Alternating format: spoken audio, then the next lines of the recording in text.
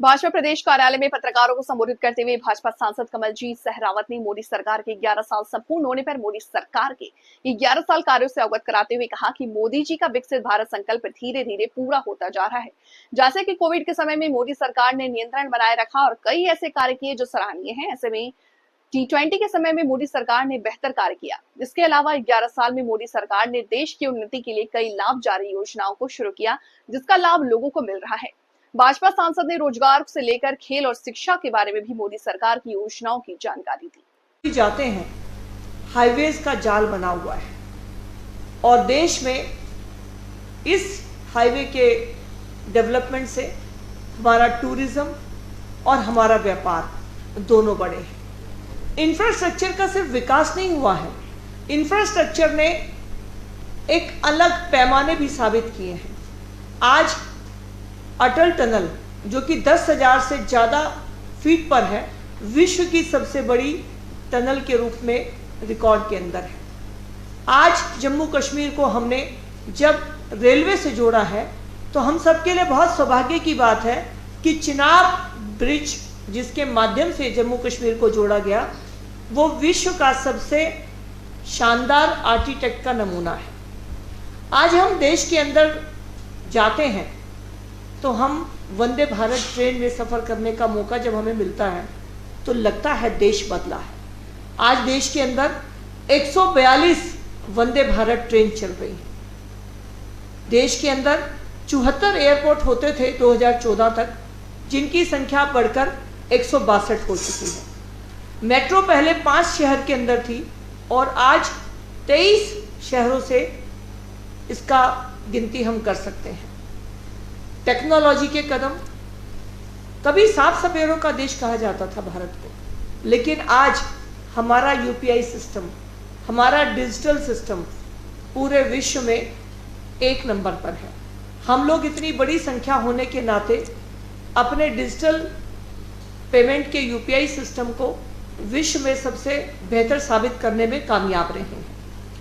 आज देश ने भारत को चांद के साउथ पोल पर जाकर चंद्रयान स्थापित करते देखा है और भारत पहला देश बना है जो साउथ पोल पर पहुंचा है और चौथा देश बना है जो कि चांद पर पहुंचा है।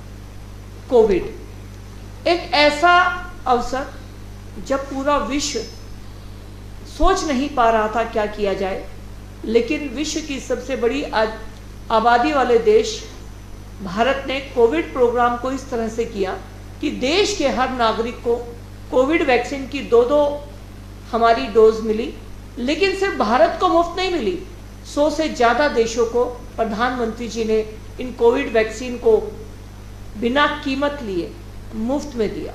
और शायद इसी का हमें परिणाम देखने को मिला जब एक देश के राष्ट्रपति ने प्रधानमंत्री जी के एयरपोर्ट पर पैर छुए।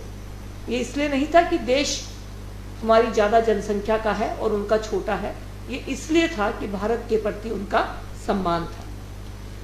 जम्मू कश्मीर, जितने भी बाबा साहब भीमराव अंबेडकर जी के बनाए संविधान के बाद जितने भी नियम बने, जितने भी नोटिफिकेशन आए, उन सब के अंदर लिखा होता था कि ये अधिनियम या ये रूल पूरे भारत में माना जाएगा, लेकिन ब्रैकेट में लिखा होता था सिवाय जम्मू कश्मीर के। तो बाबा साहब अंबेडकर जी की जो सोच थी कि भारत एक होना चाहिए, धारा 370 और 35A का कोड हटाकर देश के प्रधानमंत्री जी ने संविधान में भारत को एक जैसा दर्जा देने का काम किया। हमारे देश की संस्कृति सदियों पुरानी है और इसीलिए विकास और विरासत दोनों साथ चले, ये प्रधानमंत्री जी और पूरी सरकार की कोशिश रही। हमारे सभी धार्मिक स्थानों को जोड़ा गया अच्छे हाईवेज के साथ, अच्छे टूरिज्म के ऑप्शंस के साथ में, और आज भारत विरासत को साथ लेकर चलने वाला देश बना है। डॉक्टर भीमराव अंबेडकर जी, कांग्रेस ने उनके नाम से भुनाया जरूर, लेकिन उनके जन्म स्थान से लेकर शिक्षा भूमि, दीक्षा भूमि, सभी को लेकर जो पंच तीर्थ निर्माण करने का काम किया, वो भारत की पिछले 11 साल में प्रधानमंत्री नरेंद्र मोदी जी की सरकार ने किया। हमने G20 में अध्यक्षता करते देखा भारत को, और वो पल गौरव के थे जब भारत अग्रणीय भूमिका में G20 में था। Make in India, vocal for local और लोकल फॉर ग्लोबल, देश को किस तरह से स्वनिर्मित वस्तुओं के प्रति प्रेरित करना और देश को किस तरह से इनके निर्माण के लिए आगे बढ़ाना, ये सब हमने देखा है। प्रधानमंत्री जी का नारा है ज्ञान, गरीब, युवा, किसान, महिला, ये सब देश में हमने होते देखा।